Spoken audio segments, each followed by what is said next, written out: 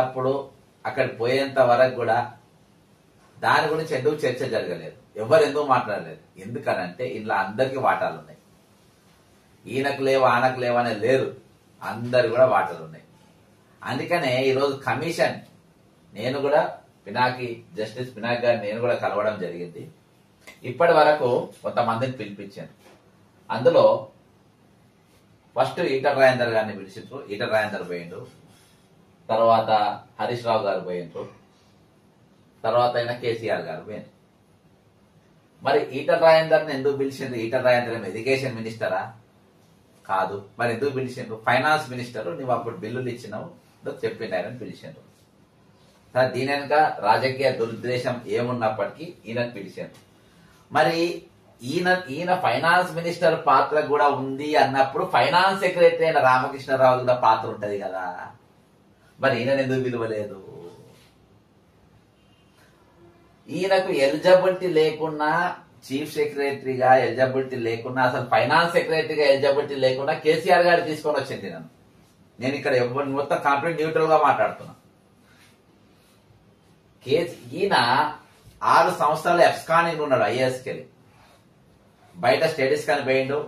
తర్వాత కొన్ని కంపెనీలో పనిచేసిండు. నేను దీని మీద ప్రెస్ మీట్ పెట్టినా, మీరు వెనక్కి పోయి చూస్తే దొరికిపోతారు ఈయన. మరి ఈయనను కేసీఆర్ గారు తీసుకొచ్చుకొని ఫైనాన్స్ సెక్రటరీగా చేసిండు. ఈ ఫైనాన్స్ సెక్రటరీ పైన ఈటల రాజేందర్ గారు ఫైనాన్స్ మినిస్టర్ గా ఉండే. మరి ఈయన చేసినప్పుడు ఈయన చేయాలి కదా. ఈయన చేయకుండా ఈయన ప్రమోషన్ ఇచ్చి ఈరోజు చీఫ్ సెక్రటరీగా ఎందుకు పెట్టిండ్రు? Point number 1. ఇదైపోయినాక హరీష్ రావు గారిని పిలిచారు. ఈ హరీష్ రావు సిద్దిపేట ఎమ్మెల్యే, భూసేకరణ కీలక పాత్ర వహించింది ఈయన.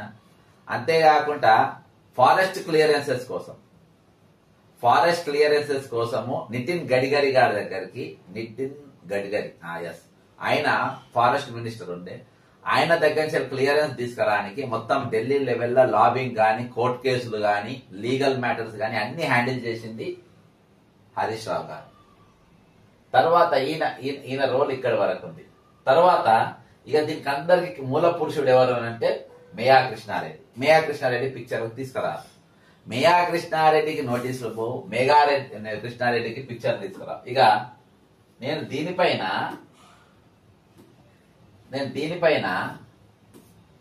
జస్టిస్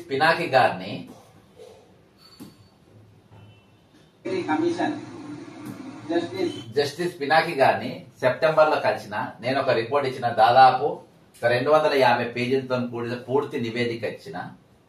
పినాకి చంద్ర ఘోష్ గారిని కలిసి మరి నా దగ్గర ఉన్న ఆధారాలు మొత్తం కంప్లీట్ గా దాదాపు 300 పేజీలు ఆధార్తో సహా ఇవ్వడం జరిగింది.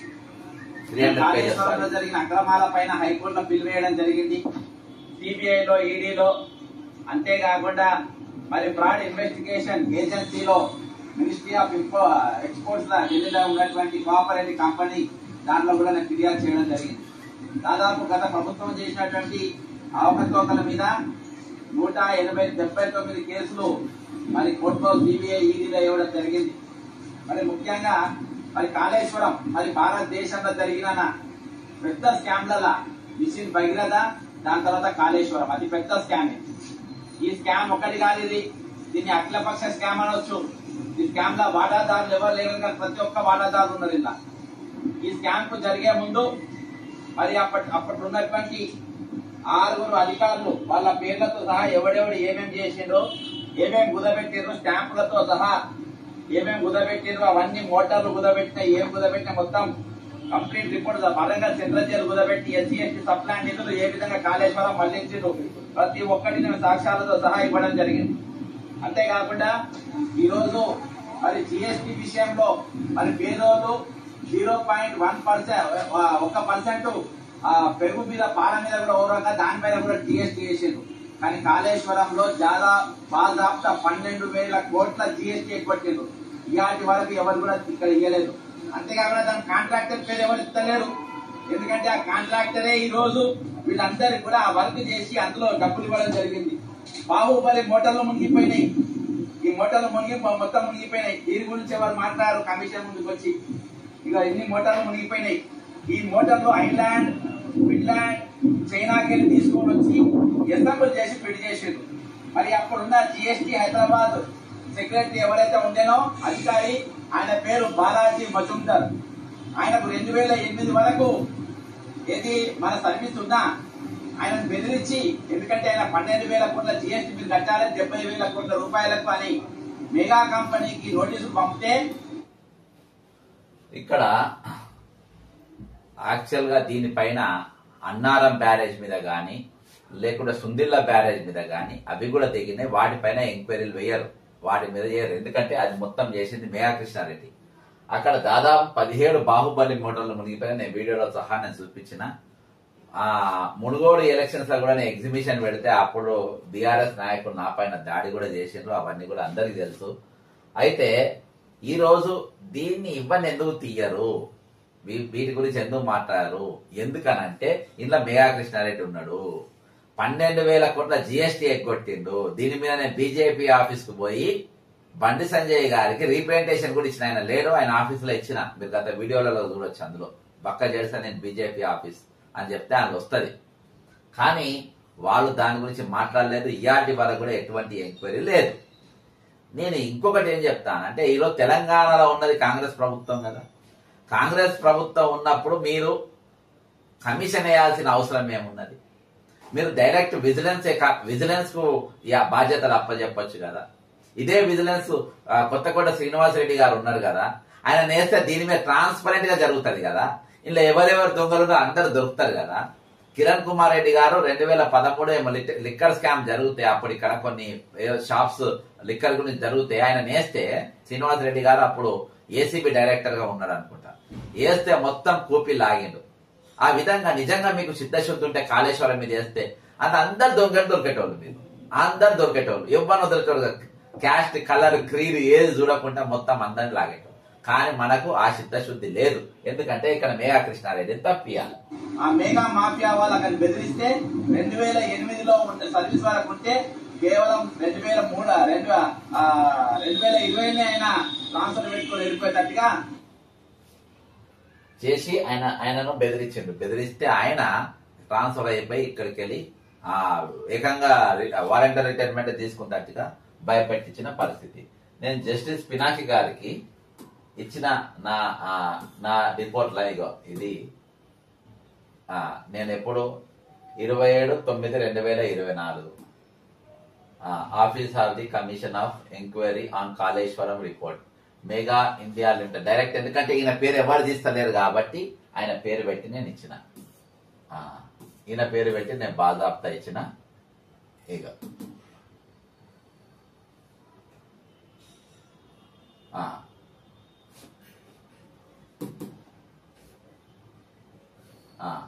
ఏమని ఇచ్చిన అంటే, Shri PC Kaleshwaram project corruption scandal. ఇక abstract, Kaleshwaram project is executed by Infrastructure Giant Mega Engineering Limited as the world's biggest lift irrigation project in Telangana state. It has not obtained clearances from Union Government, NGT, Forest Reserve, Wildlife Sanctuaries and lot of statutory bodies. The most dangerous and noticeable aspect is cost overturns of 300% and still in 20% completion stage, with huge corruption at every level. Substandard construction, giant electric motors consuming heavy grid electricity and economically a non-viable project on cost basis analysis. Government to investigate and prosecute the accused in financial scams and non-quality constructions, inspections, clearances. Okay na? Irrigation project scandal, world's biggest kickbacks. ఎట్లా లంచాలు కుదిరినాయి.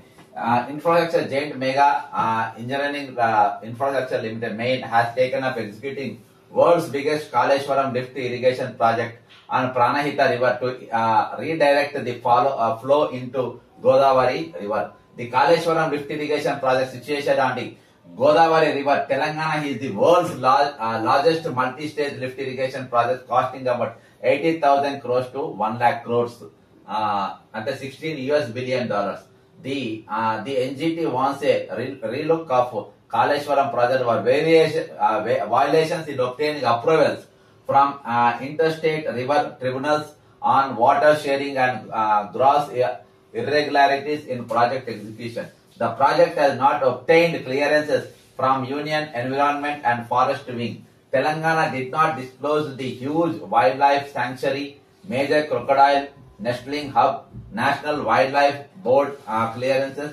The Kaleshwaram lift irrigation project comprises of approximately 1832 kilometers, of which 1531 kilometers is gravity canal and 203 comprise water tunnels. There are 20 water lifts and 12 pump houses in this project. ఇది మొత్తము ఇప్పుడు ఎమ్మెల్సీగా ఉన్నటువంటి దాసో శ్రవణ్ గారు కూడా దీనిపైన ఒక ప్రెజెంటేషన్ ఇవ్వడం జరిగింది. The present analysis of the total cost of project is more than the benefits anticipated as planned. The acre product cost yield is 15 lakhs, whereas the acre product cost yield is 15 lakhs, whereas the cost to irrigation is 50,000. The project has 7 links and has on date only 3 links are completed, which constitutes 20%, and thus is a white elephant in this present contest. More than 80% of the work is still waiting clearances. And ఇక్కడ నేను total గా దాన్ని మొత్తం map వేసి ఆయనకు colour print తో సహా దీని పెద్ద మ్యాప్ తోనే ఇచ్చిన. ఇది కరప్షన్ నాది page number 3. The project is the huge lift irrigation plan. ఇదంతా ఉంది కదా. ఓకే, కరప్షన్ సినారియో ఏ విధంగా కరప్షన్ జరిగింది, ఈ లోటుకు అసలు పోతనే లేరు, దీని గురించి అసలు ముచ్చటే లేదు. The project is 90% funded by public sector banks and public sector corporations controlled by the union government and rest by state. This project is a cockpit for corruption and quid pro business by state officials with Telangana Irrigation Minister and Chief Minister Office. The team consists of the main contractor and various subcontractors having each package for a team consists of the segment of the work. The entire project is divided into 7 links and 28 packages, spanning a distance of approximately 500 kilometers through 13 districts and utilizing a canal network of more than 1800 kilometers. ఇదిగిన correct అధికారి, police అధికారి correct vigilance తప్ప చెప్తే మొత్తం ఎంతమంది జైలుకుపోతారో చూడు. దాదాపు challenge చేస్తారు 200 300 మంది జైలుకుపోతారు. The irrigation of staff who are ఇలా కాంగ్రెస్ పార్టీలో కూడా ఎలక్షన్ ఫండిషన్ దుబ్బాక జరిగేటప్పుడు 5 కోట్ల రూపాయలు మేఘా కృష్ణారెడ్డి దగ్గర ఎవరు తెచ్చుకున్నారో తెలుసు. నా దగ్గర అన్ని తెలుసు కానీ చెప్పాలి వాళ్ళే. The irrigation staff who are mainly involved in corruption and symphoning of funds in the help of the main contractor are B.V. Krishna Reddy, Managing Director, male. Other directors involved P. Venkata Krishna